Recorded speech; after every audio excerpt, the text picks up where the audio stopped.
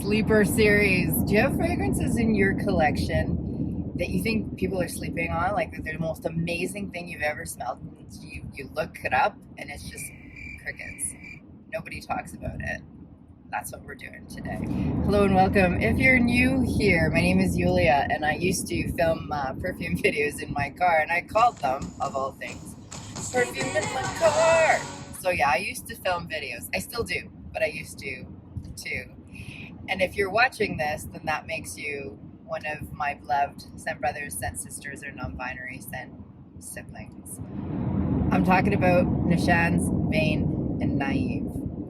Firstly though, if you know how to say this Turkish house name, can you write it phonetically for me at the bottom there? I know I hear Nishane all the time, but I think that comes from one of the large YouTubers who has often influenced how we say things, but it's incorrect. Let's talk about Vain and Naïve from the house name I don't know how to say. You've heard of the house name before if you've watched my videos before, because I love their fragrance called Annie, which is a very warm, spiced vanilla, which is very heavy and very special to me. This is Vain and Naïve, and it is a slept-on fragrance that nobody talks about, and I just don't get it. The beautiful Kia from Yummy 411 made a video about this once, and I remember watching it. She had blind bought it, got it, and went, "What the hell is this?" That was the end of that. She hated it. What's interesting is I never would have blind bought this in a million years, because the notes is, no thank you. I know what I like and what I don't like. And it's just so funny because perfume is a form of magic. When you put things together that you don't enjoy, everything becomes better than the sum of its parts in some cases, this case. And so if I read the notes, that I would see like sweet fruity things, I would see a musk, and I wouldn't see the coconut, which is not listed, I don't think, but I really perceive it. And if you put all those three things together and do a prestidigitation with perfume, you get Vain and Naïve. What a beautiful, beautiful name for a fragrance. I have to admit, I'm both of those things. It's true. Anyway, this is a fragrance that I smelled on my friend Nat. She bought it based off of the notes, and she loves it, and it's her signature fragrance. And it is stunning on Nat. When Nat walks into a room, you turn your head and go, "Oh my God, what are you wearing?" And the thing is, it stays there. The sillage is enormous, and it clings to every particle in the air, and it just stays there. I could smell that the day after we had a gathering at our home. I just had to do it. I had to do it. So I headed on over to the gray market and got it. It only comes in a 50 ml. I even went on the Nishane. This is it. Okay? Like, this is such a beautiful fragrance to me that I went on to the actual website ready to pay the actual money, but it only comes in 50 mls. More's the pity.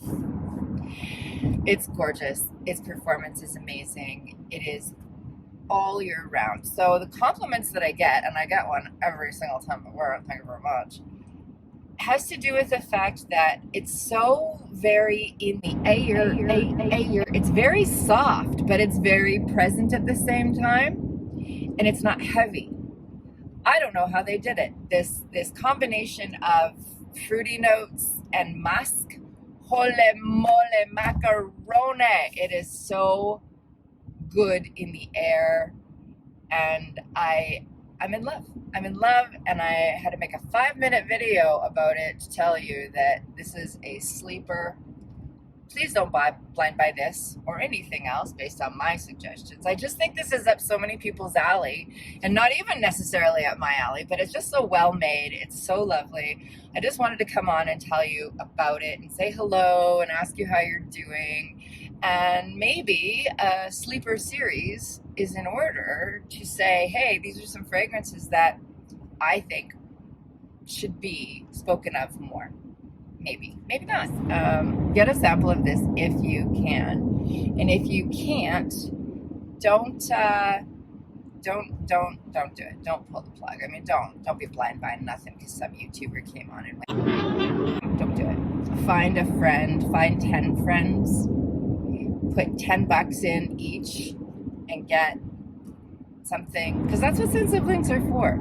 You know, if you get 10 or 15 friends together and you each put in $10 and you buy this bottle of perfume, one of you at least is going to like it.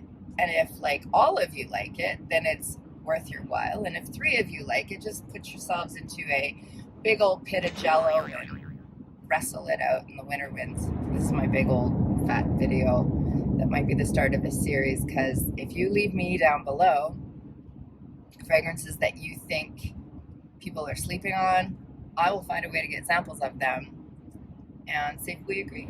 Thanks for hanging out with me today. If you did, you know you're one of my stepbrothers, stepsisters, or my non-binary step siblings, and I'll see you in the next one. What do you think of videos that only talk about one fragrance? I find that they're wildly unpopular, but what do you think of them? Do you enjoy one fragrance reviews, like one-offs? Let me know. I'd love to hear. Actually, I'd really love to hear what you think about that.